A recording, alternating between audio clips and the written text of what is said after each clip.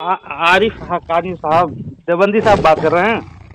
ہاں جی ہاں فرمائیے.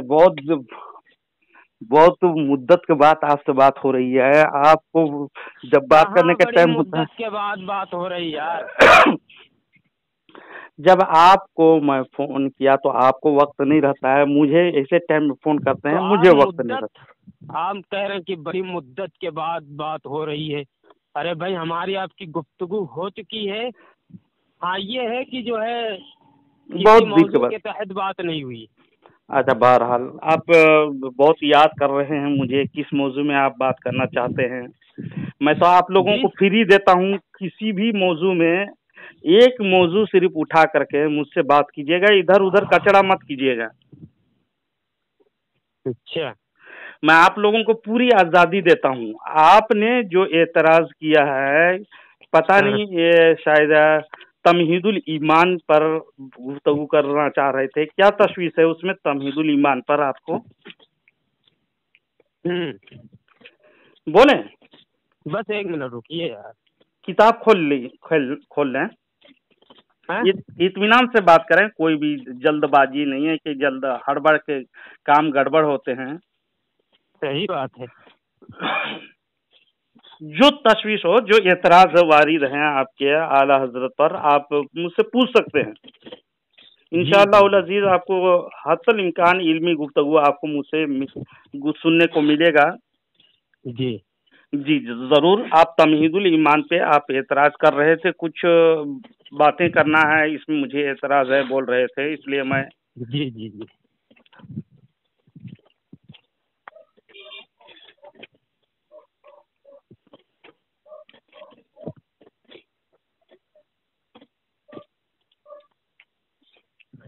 جی بتائیں. جی بس ایک منٹ. کیا اعتراض ہے اس میں تمہید الایمان پہ کو؟ آپ پوری تیاری کر کے ہم کو فون کیا کریں جی. جب بات کریں تو وقت رائیگاں بھی ہوتے ہیں. جسیم بھائی جی جی ایک منٹ تھوڑا لیڈ لگا لوں ہے نا تاکہ جو ہے دقت نہ ہو. جی جی جی بتا. آپ کو اطمینان سے مجھ سے بات کیجیے. کوئی مشکل نہیں ہے. جی جی جی اللہ رب محمد صلی علیہ وسلم نحن عباد محمد صلی علیہ وسلم مولاي صل وسلم دائما ابدا على حبيبك ممدوحا بفرقاني حب النبي على الإنسان مفترض وحب أصحابه وحب أصحابه برهان بنفسه مولاي صل وسلم دائما أبدا على حبيبك ممدوحا بفرقاني. ہیلو. ہاں فرمائیے عارف حقانی صاحب. جی جی جسیم اختر نظامی صاحب. جی جی فرمائیں. جی خیریت سے ہیں نا؟ الحمد للہ. اللہ اس کے رسول کا کرم ہے. فرمائیں. جی سب سے پہلی بات یہ ہے جی کہ جو شخص نبی کریم صلی اللہ علیہ وسلم کی شان میں گستاخی کرے، آپ صلی اللہ علیہ وسلم کو گالی دے یا عیب نکالے یا آپ صلی اللہ علیہ وسلم کی شان مقدس میں کمی کرے، ایسے شخص کے بارے میں آپ کا کیا نظریہ ہے؟ میرا ہی نہیں بلکہ تمام اہل سنت والجماعت کا اس میں متفقہ عقائد ہے. دیوبند والے کا بھی اہل سنت والجماعت کا بھی یہی عقیدہ رکھتے ہیں، لکھے ہیں وہ لوگ، لیکن ہمارے عقائد اہل سنت و جماعت جو مسلک اعلی حضرت کے الحمدللہ و دائری اسلام سے خارج ہے، جو ذرہ برابر بھی تنقیص رسول پاک صلی اللہ علیہ وسلم کے شان میں کرے۔ جی جی، اور میں آپ کو بتا دوں شفا شریف و بزازیہ وغیرہ کتب کے اندر بھی یہی موجود ہے، اجمع المسلمون ان شاتمہ صلی اللہ علیہ وسلم کافر ومن شک فی عذابہ وکفری کفر۔ تمام مسلمانوں کا اجماع ہے کہ جو حضور اقدس صلی اللہ علیہ وسلم کی شان پاک میں گستاخی کرے وہ کافر ہے، اور جو اس کے معذب یا کافر ہونے میں شک کرے وہ بھی کافر ہے۔ جی جی جی، ہے نا؟ جی۔ تو جسیم بھائی، سب سے پہلی تو بات میری یہ ہوئی ہے نا، آپ نے اس کا جواب دیا۔ اب دوسری بات یہ ہے کہ جو ضروریات دین کا منکر ہو یا ضروریات دین میں سے کسی چیز کا انکار کرے، ہے نا، اس کے متعلق آپ کیا کہتے ہیں؟ جی جی، ضروریات دین کا انکار کرنے والا دائرہ اسلام سے خارج ہے، یہ بھی اہل سنت و جماعت کا متفقہ عقیدہ ہے، اس میں کوئی اختلاف نہیں ہے۔ یعنی وہ بھی کافر ہے؟ جی جی۔ اچھا اچھا، تو سب سے پہلی بات تو یہ ہے،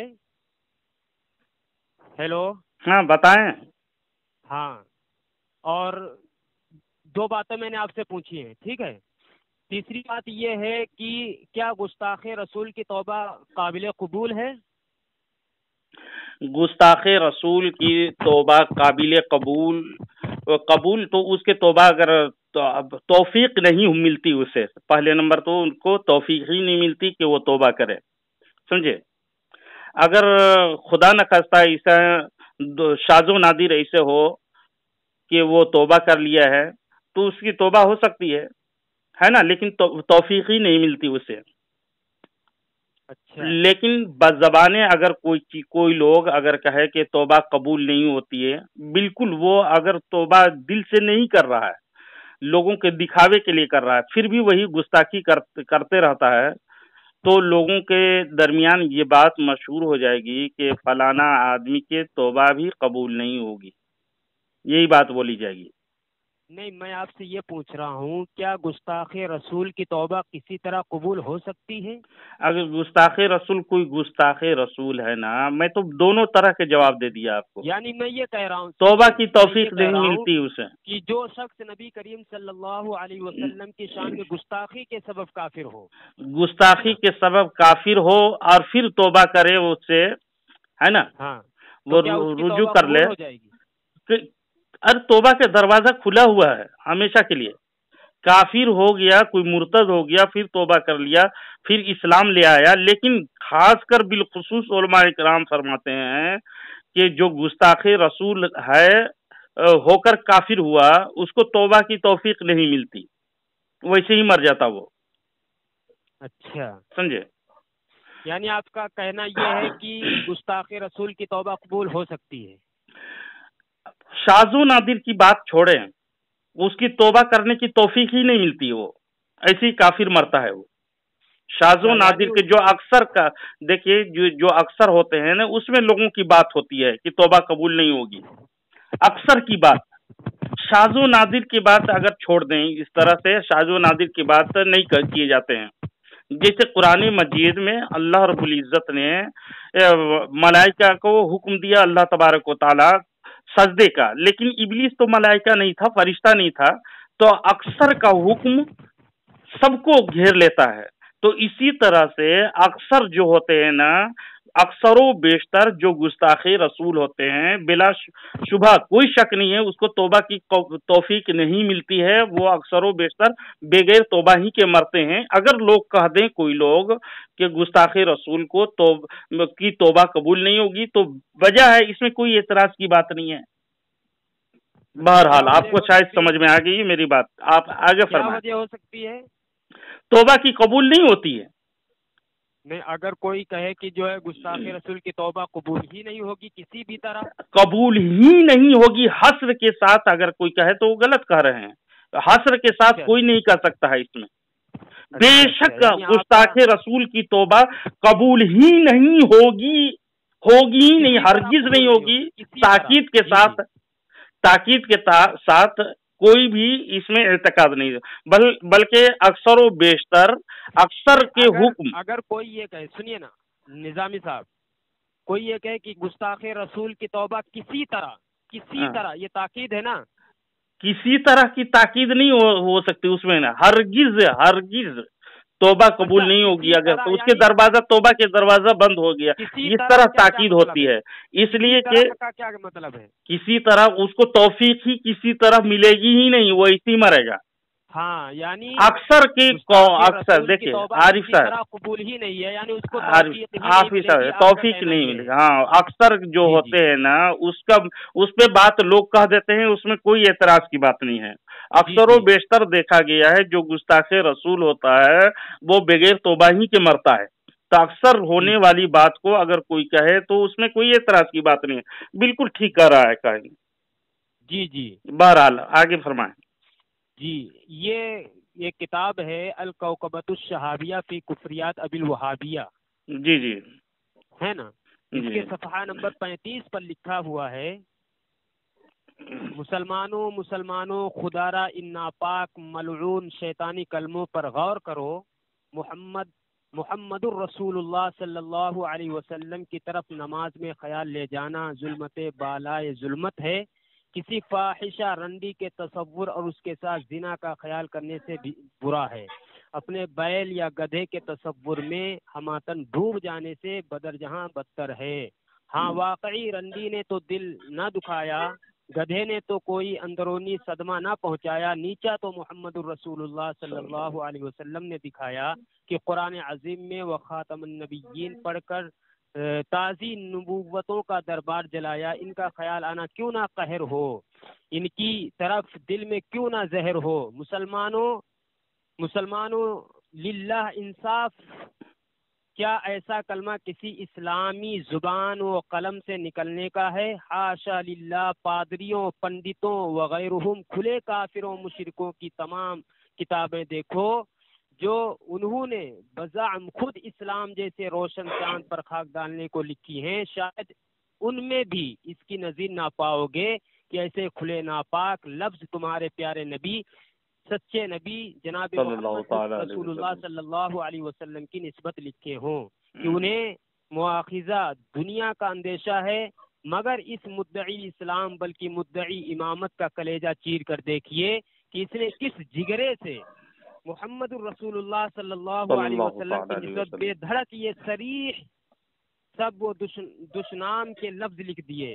اور روز آخر اللہ عزیز غالب قہار کے غضب عظیم و عذاب علیم کا اصلاً اندیشہ نہ کیا.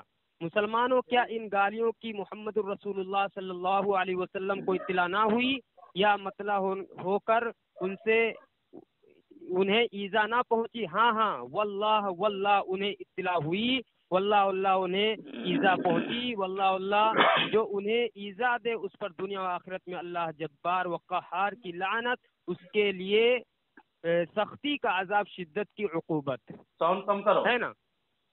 ہیلو ہاں ہلو، اتنے لمبے چوڑے بات نہیں کر رہے ہیں. مقصد اس میں کوکبۃ الشہابیہ جو پڑھ رہے ہیں، پوری عبارت پڑھنے کی ضرورت نہیں، اتنے ٹائم بھی آپ کو دے نہیں سکتا میں. آپ مقصد اس کے بولیں کہ وہ اسماعیل دہلوی کے بارے میں جو گفتگو ہو رہی ہے. جی میں نے عبارت اس لیے پڑھ کر سنائی ہے تاکہ جو ہے عوام کو پتہ چلے. جی یہ بالکل غلط ہوا ہے، کیا نہیں لکھا ہوا، عوام تو جانے نا. جی بالکل اسماعیل دہلوی کے جو عبارت اور اس کے الزامی جوابات اور اس کے مفہوم پیش کر کے سمجھا رہے ہیں کہ انہوں نے جو لکھا ہے صراط مستقیم پہ، اس کے متعلق وہ لکھ رہے ہیں اور اس طرح سے فلانا خرافات لکھے ہیں. سنیے، اب اس میں اعلیٰ حضرت آپ کے مجدد صاحب کہہ رہے ہیں کہ اسماعیل دہلوی نے ایسی گالیاں دی ہیں اللہ کے نبی صلی اللہ علیہ وسلم کو. جی ہے نا، کہ کسی پنڈت مشرکوں نے ایسی گالیاں نہیں دی ہیں. ہے نا، اور اس پر جو ہے ان کی گستاخیوں پر، ان کی گالیوں پر جو ہے وہ قسم بھی کھا رہے ہیں جی جی کہ ان گستاخیوں اور ان گالیوں سے محمد الرسول اللہ صلی صلی اللہ اللہ تعالی علیہ علیہ وسلم وسلم۔ کو ایذا پہنچی ہے، ہوں آپ کو تکلیف ہوئی ہوں۔ ہے نا؟ جی جی، اللہ رسول کو تکلیف پہنچایا جی جی۔ تو تو اب پوری امت کا اجماع ہے جو محمد الرسول اللہ صلی صلی اللہ اللہ علیہ تعالی۔ وسلم کو گالیاں دے، ہوں عیب نکالے، ہوں۔ آپ صلی اللہ علیہ وسلم کی شان اقدس میں کمی کرے، وہ کافر ہے۔ جی جی جی بالکل۔ ایسا کافر ہے جو اس کے کفر میں شک کرے یا اس کو کافر نہ کہے، خود کافر ہے، جی جی جی ہے نا؟ احمد رضا بریلوی صاحب کے نزدیک جو ہے اسماعیل دہلوی اتنے بڑے کافر ہیں کہ اتنی گالیاں انہوں نے گندی دی ہیں اللہ کے نبی صلی اللہ علیہ وسلم کو، کسی مشرک اور پنڈت نے بھی نہیں دی ہے، جی جی جی۔ ہے نا؟ ہاں بتائیں۔ اس کے بعد آپ کے مجدد صاحب لکھتے ہیں تمہید ایمان ما حاشیہ ایمان کی پہچان میں، جی اور اس کے مصنف بھی ہیں آپ کے مجدد احمد رضا بریلوی صاحب، جی جی۔ ہے نا؟ ہوں ہیلو، ہاں بتائیں، بولیں، آپ کو بہت ٹائم دیا میں۔ جی۔ اس میں کیا کہہ رہے ہیں تمہید ایمان میں؟ صفحہ نمبر 132 پر لکھتے ہیں اور امام الطائفہ اسماعیل دہلوی کے کفر پر بھی حکم نہیں کرتا کہ ہمیں ہمارے نبی صلی اللہ علیہ وسلم نے اہل لا الہ الا اللہ کی تفسیر سے منع فرمایا ہے۔ یعنی یہاں پر انہوں نے مولانا شاہ اسماعیل شہید رحمۃ اللہ علیہ کو جو ہے اہل لا الہ الا اللہ میں شمار کیا ہے، اہل لا الہ الا اللہ میں شمار نہیں کیا ہے وہاں پر۔ اب آپ ان سے اعلی حضرت امام محمد رضا خان فاضل بریلوی علیہ الرحمت الرضوان نے یہ فرمایا ہے کہ رسول پاک صلی اللہ علیہ وسلم اہل لا الہ الا اللہ یعنی اہل کلمہ پر تکفیر کرنے سے منع فرمایا ہے، اور وہ یہ بات الگ ہے۔ اور دوسری بات یہ کہ وہ تمہید ایمان میں جو لکھے ہوئے ہیں کہ میں تکفیر کا حکم نہیں لگاتا، بس سکوت لسان یعنی خاموشی اختیار کی ہے، اس کے بارے میں نہ مسلمان کہے ہیں نہ ہی اس کو کافر کہے ہیں، وہ بات وہاں تمہید ایمان میں۔ جی جی۔ یہاں پر وہ خود لکھتے ہیں کہ امام الطائفہ اسماعیل دہلوی کے کفر پر بھی حکم نہیں کرتا۔ ہاں حکم نہیں لگاتے ہیں۔ کس وجہ سے حکم نہیں کرتا؟ سنیے نا، کس وجہ سے نہیں ہے، وجہ سے نہیں ہے، سنیے نا، میں بتا رہا ہوں اسماعیل دہلوی رحمت اللہ علیہ پر جو ہے حکم کفر وہ کیوں نہیں لگاتے؟ اس وجہ سے کہ وہ کہہ رہے ہیں کہ ہمیں ہمارے نبی صلی اللہ علیہ وسلم نے اہل لا الہ الا اللہ کی تکفیر سے منع فرمایا ہے نا؟ یہ وجہ بتائی ہے نا۔ جی جی جی۔ تو دونوں یہاں پر صاف یہ ظاہر ہے کہ مولانا اسماعیل شہید رحمت اللہ علیہ کی تکفیر انہوں نے اس لیے نہیں کی کیونکہ وہ اہل لا الہ الا اللہ میں سے تھے، اور اعلیٰ حضرت نے خود کہا ہے کہ ہمارے نبی نے ہم کو اہل لا الہ الا اللہ کی تکفیر سے منع فرمایا ہاں جی۔ تو اس میں دونوں میں اللہ کی تکفیر سے اعلیٰ حضرت نے گریز کیا۔ جی جی، اب سمجھ گئے آپ کی باتوں کو۔ علیہ کے اوپر جو ہے حکم کفر نہیں لگایا۔ یہ سمجھ میں آ گئی آپ کی باتیں۔ تمہید ایمان میں آپ یہ کہہ رہے ہیں کہ اعلیٰ حضرت نے اسماعیل دہلوی کو کافر نہیں کہا، اور الکوکبۃ الشہابیہ میں کفر کا فتویٰ کیا ہے کہہ کر کے یہ کہہ رہے ہیں نا۔ جی جی۔ کفر فقہی اور کلامی میں فرق نہ سمجھ سکے آپ، ہے نا؟ اچھا، کیا بتا رہا ہوں، الکوکبۃ الشہابیہ اور تمہید ایمان میں فرق نہیں جانتے، حالانکہ دونوں کتابوں میں زمین و آسمان کا فرق ہے۔ غور سے سنیے گا میری باتیں، شاید آپ کو سمجھ میں آ جائے۔ تمہید ایمان کفر کلامی میں ہے، تمہید ایمان میں کفر کلامی میں ہے، اور الکوکبۃ الشہابیہ کفر فقہی میں ہے، سمجھے؟ اس میں اعلیٰ حضرت علیہ الرحمت الرضوان نے مولوی اسماعیل دہلوی کے فقہی کفریات اور ان پر فقہی احکامات بیان فرمائے ہیں، سمجھے؟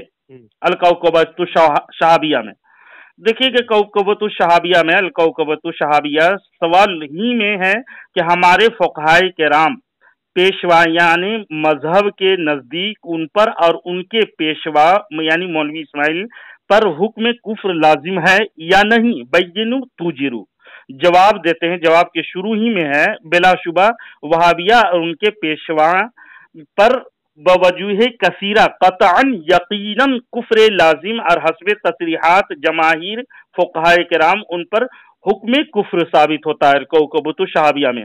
آخر میں 62 صفحہ نمبر میں ہے فرقہ وہابیہ اور اس کے امام مولوی اسماعیل بلا شبہ جماہیر فقہا کے تصریحات پر کافر، اگرچہ ہمارے نزدیک مقام احتیاط میں اکفار سے کف لسان ماخوذ و مختار و مرضی و مناسب و اللہ تعالی عالم بالصواب۔ یہ ہے، یہ فرق ہے آپ کو کفر فقہی اور کفر کلامی میں یہ بات کی ہے، وہ دوسرے بحث میں ہے۔ کفر کلامی میں دیکھیے، کفر کلامی میں وہ شخص کو جو کوئی تعویل دور سے بھی تعویلات ہوتے ہیں تو اس کو بھی کافر نہیں کہا جاتا ہے۔ تعویل کرنے کے لیے کسی بات کی مشہور ہو جانا، جیسے کہ فتاوی رشیدیہ میں سوال کیا گیا رشید احمد گنگوہی صاحب سے کہ اسماعیل دہلوی کہتے ہیں کہ کفریہ عقائد یعنی تقویت الایمان کی بعض عبارتوں سے توبہ رجوع کر لیا تھا، یہ اہل بدعتیوں میں مشہور ہے۔ تو مشہور کے بنا پر اگر احتیاط یہی ہے، حنفیوں کا اصول یہی ہے، احتیاط برتی جائے اور اسے کافر نہ کہا جائے، تو وہ تکفیر کلامی میں کی موضوع پر بحث میں تمہید ایمان ہے، اس لیے اس کتاب میں وہاں پر کفر کا فتویٰ عائد نہیں ہے۔ البتہ کفری فقہی میں اس پر ضرور لازم ہوتا ہے کہ اس کی عبارت خبیثہ جو تقویت الایمان صراط مستقیم کی عبارتیں جو حوالہ مثال کے طور پر بولے تو اس پر فقہی کفر لازم ہوتا ہے۔ اسی بنا پر دونوں کی الگ الگ کیٹیگری میں اس میں بحث ہے، تو اس میں کوئی تضاد ہی نہیں، تو آپ اس کو متضاد فتوے میں شمار کر رہے ہیں، ہے نا؟ صاحب خاموش ہو جائیں، آپ بات سمجھ میں آ گئی؟ اب دیکھیے آپ کا کہنا یہ ہوا کہ کیا بولتے ہیں اعلیٰ حضرت نے جو ہے متکلمین کے مذہب پر ان کی تکفیر نہیں کی۔ جی متکلمین کے موضوع پہ اگر بات کرنے لگیں گے تو وہی موضوع پہ ہی آ کر کے اسی کے حساب سے اس میں کتاب لکھی گئی، وہی حساب سے، یعنی متکلمین کے سنیے نا، اب سن مذہب پر خاموش ہو جائیں۔ دیکھو آپ بول رہے تھے، میں خاموشی کے ساتھ سن رہا تھا، ہے نا؟ تو آپ نے اتنی دیر جو گفتگو کی ہے اس کا نتیجہ جو ہے وہ یہ ہے کہ متکلمین کے مذہب پر اعلیٰ حضرت نے ان کی تکفیر نہیں کی ہے، جی ہے نا؟ لیکن میں آپ سے یہ پوچھتا ہوں کہ فقہا و متکلمین ہے نا، کیا اس بات پر دونوں متفق نہیں ہے کہ جو ضروریات دین کا منکر ہو اس کو کافر، متکلمین کافر جو ہے کہتے ہیں اور فقہا کافر نہیں کہتے ہیں؟ کیا دونوں برابر نہیں ہیں؟ نہیں، دیکھیں میں بتا دے رہا ہوں،